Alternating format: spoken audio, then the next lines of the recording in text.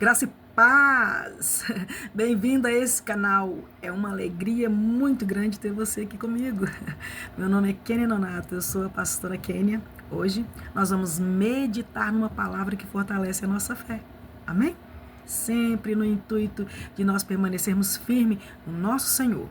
E que essa mensagem, ela venha ser tocar especial o seu coração, venha te trazer alegria, venha te trazer paz, e que a presença do Senhor, ela te envolva ao ponto de você conseguir se sentir no ambiente transcendental, naquele mundinho paralelo, que é o universo paralelo, onde só Deus pode nos transportar para falar com o nosso coração de forma íntima e peculiar, que Deus tem uma palavra para mim e para você nesse momento. Vamos à palavra do Senhor? A palavra de Deus se encontra no Evangelho de João, na referência do capítulo 1, versículo 46, 47. Vai dizer o seguinte: pode vir alguma coisa boa de Nazaré? Será que vem alguma coisa boa de Nazaré? Bom, nós vamos falar sobre isso. Aqui no Evangelho de João, o apóstolo João, ele vai nos relatar que na época em que Jesus esteve aqui nessa terra, né, que ele veio para nos resgatar, para fazer com que nós refizéssemos a nossa relação com Deus Pai. Então, quando ouviram falar que tinha um profeta que estava vindo da cidade de Nazaré, o povo falou assim: quê? De Nazaré? Peraí, aquela cidade que ninguém dá valor, ninguém dá nada por ela, pode vir alguma coisa boa de lá? Bom, eu quando era adolescente, já fui muito assim, tive uma visão muito romântica, né, do que é ministrar a palavra de Deus, uma visão muito romântica do que é fazer missão. Hoje eu sei que aquela visão que eu tinha, né, ela era bastante simples e realmente muito cor-de-rosa. Graças a Deus já passou. Então, o Senhor falava comigo assim: Kênia, aonde você for pregar, que eu saberia que Ele estava ali. Eu sempre soube que Ele estava ali por causa dessa mensagem.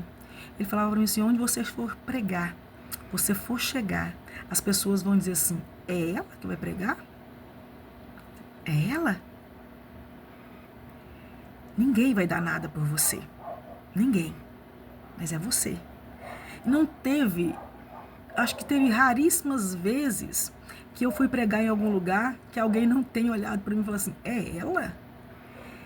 Eu nunca parei para pensar assim: estão falando isso porque eu sou negra, porque eu sou filha de mãe solteira, não tenho homem na minha casa. Não, nunca pensei nisso.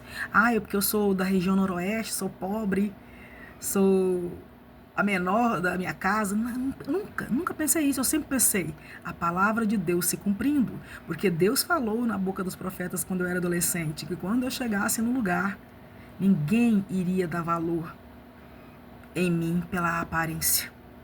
Na última mensagem nós falamos sobre Deus não vê segundo a aparência.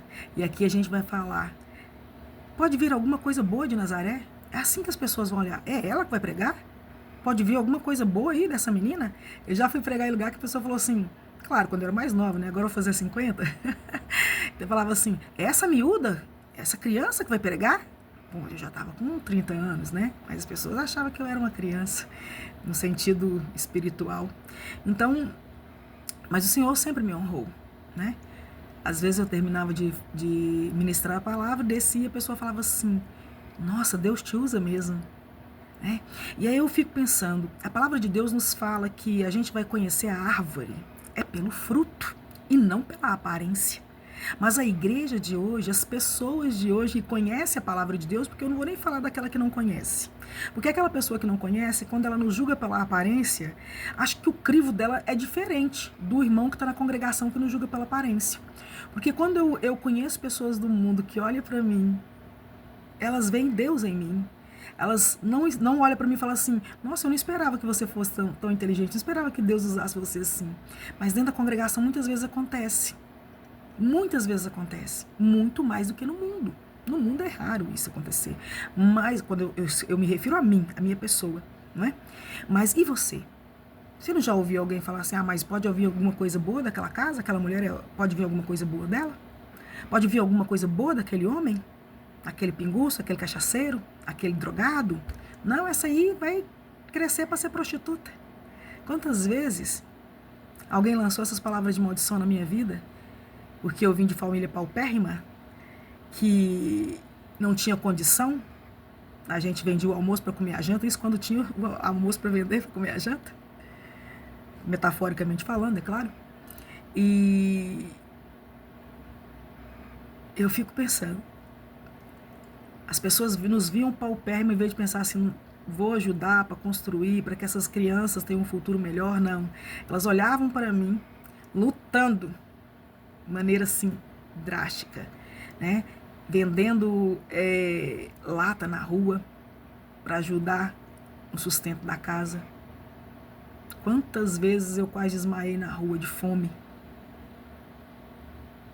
catando lata para vender, para chegar em casa, para ajudar na despesa, para comprar um arroz, para comprar uma carne. E ainda ouvia as pessoas falando assim, quando crescer vai virar prostituta. Dificilmente as pessoas olhavam para mim com aquele carrinho de lata, ou com,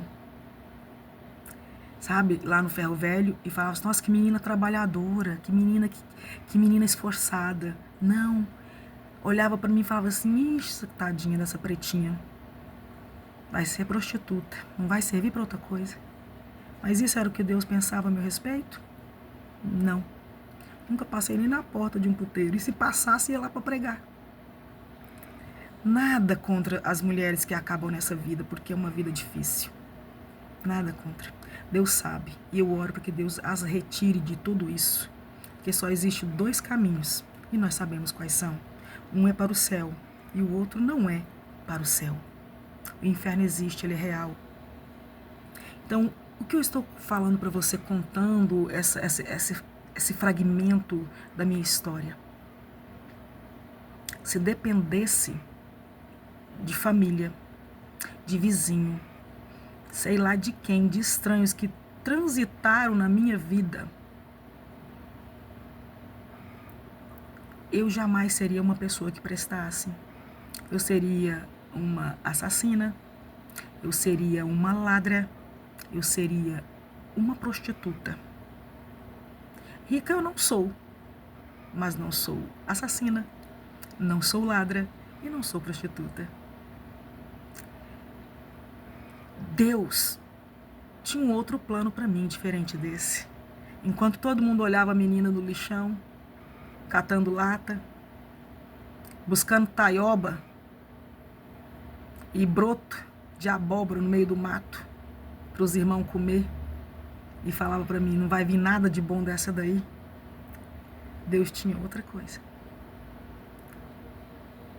Bem ou mal, ajudei a criar os meus irmãos. E nunca precisei me prostituir. Nunca. Nunca precisei vender meu corpo.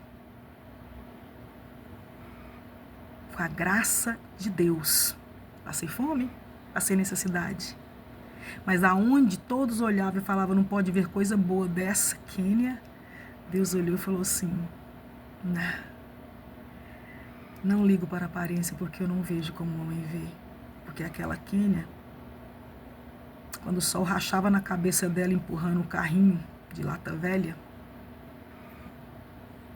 ou quando carregava um presunto com as roupas da feira hippie de madrugada para montar a banca, ou quando limpava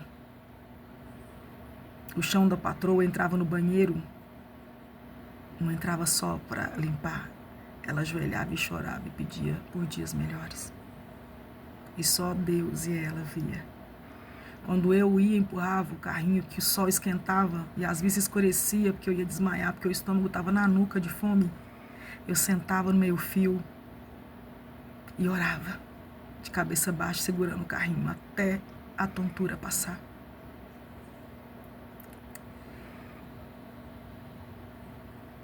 E essa é a Kênia. Que todos olharam e falaram, não pode vir coisa boa da Kênia. Assim como eu tenho certeza que alguém falou isso para você também. Não pode vir coisa boa deste daí. Não pode vir coisa boa desta daí. Para os outros, nós somos só essa daí, esse daí. Para Deus, nós temos nome e sobrenome. E o nosso nome está escrito na palma de Deus. Não importa o que o outro fala sobre você. Eu vou dizer para você que essas palavras não doem? Se eu falar isso para você, eu estaria mentindo e eu não teria compromisso com a verdade. As palavras doem. Se a gente botá-las no coração, então, elas traumatizam. E elas mudam o nosso comportamento. Elas mudam a nossa atitude. Elas mudam as nossas escolhas. Aproveita esse momento que o Senhor está usando a minha experiência, a minha dor, para falar com você. Ainda dá tempo. Não deixe que essas palavras de maldição que proferiram contra a tua vida encontrem repouso. Porque a palavra de Deus fala que a palavra de maldição, se ela não encontrar legalidade, ela não vai surtir efeito. E muitas vezes no meio da mágoa, a legalidade que ela encontra na nossa vida é a revolta de estar com o estômago roncando e não ter o que comer. É a mágoa de ter orado um mês e Deus não ter aberto as portas no momento que a gente esperou. Isso é um terreno fértil para o inimigo começar a trabalhar no campo da nossa psique, da nossa mente, atingir a nossa alma, mudar o nosso comportamento e os nossos frutos. A Bíblia fala que a árvore a gente conhece pelo fruto. E às vezes a gente vai produzir não abrolhos, não venenos, mas vamos produzir frutos recheados de mágoa. Porque a nossa raiz, lá atrás, é raiz de rejeição, de abandono, é raiz de abuso, seja físico, seja moral, seja psicológico. Se a gente não começar a trabalhar, entrar no processo, para trabalhar essas sementes que jogaram na terra fértil do nosso coração no decorrer da nossa vida, essa palavra pode vir alguma coisa de boa de Nazaré, ela vai se concretizar, nada vai vir bom de nós. Mas mesmo que ainda lancem essas sementes destruidoras no solo do nosso coração, vamos arrancá-la, se tiver a oportunidade, ainda quando ela foi jogada. Se ela já criou raiz, vai dificultar um pouco mais, mas não perca a esperança. Deus sabe de toda a sua dor, de toda a sua trajetória, de toda a sua história. Lembra quando Davi pecou com Batseba? Segundo Levítico, fala que tanto o homem quanto a mulher tinha que morrer apedrejado, porque adulterou. Mas Deus não olhou para aquele único pecado exclusivo de Davi para destruí-lo. Deus olhou para a trajetória de Davi e falou: não, esse é meu filho, homem segundo o meu coração, ele pecou, mas eu vou perdoá-lo. Fato que Davi sofreu as consequências do pecado, ele mais a Batseba, mas Deus o livrou da morte. E é isso que o Senhor quer de nós, nos livrar não só da morte física, mas da nossa morte psíquica, da nossa morte da falta de paz de espírito. Deus quer nos livrar da nossa morte emocional, da nossa morte espiritual. Ele quer trabalhar no nosso coração, para que quando nós ouvirmos alguém virar para nós e falar: ah, pode vir alguma coisa boa daí, que nós possamos ouvir a voz do Senhor. Eu não vejo como o homem vê, eu vejo o coração da Kênia. Deus diz para você: eu vejo o seu coração, meu filho. Não se importe com o que as pessoas falem sobre você. Se importe com o que Deus diz ao seu respeito. E aí? Nós estamos chorando só pela a mágoa que nós fizemos? Ou nós vamos chorar também para descobrir o que Deus pensa de nós, para destruir todas essas falácias, toda essa filosofia satânica, essas crenças limitantes que colocaram sobre nós? Vamos começar a orar hoje e jejuar e buscar de Deus e dizer: Senhor, eu quero viver o teu propósito, eu quero ouvir as suas promessas, eu quero trazer à minha memória aquilo que me dá esperança. E que você possa, nesse momento, ouvir o Senhor te dizendo assim: filho, filha, não se abata. Procure não se abater. Quando duvidarem que foi eu que coloquei dentro de ti o meu espírito e toda habilidade e competência que você tem, acredite em mim, continue acreditando em mim, porque eu sou o autor e consumador da sua fé. Vai passar céus e terra, meu filho, minha filha, mas a minha palavra não vai passar. Assim como desacreditaram do meu filho Jesus, por causa da sua origem simples, muitos não compreendem o que eu estou fazendo na tua vida.